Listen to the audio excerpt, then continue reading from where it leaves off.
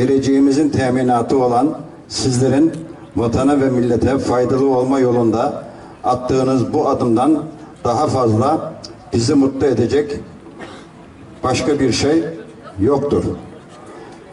Ben bana düşeni yapıp Rabbimin bana verdiği ömür boyunca sizlerin eğitimi için her türlü desteği vermeye devam edeceğim.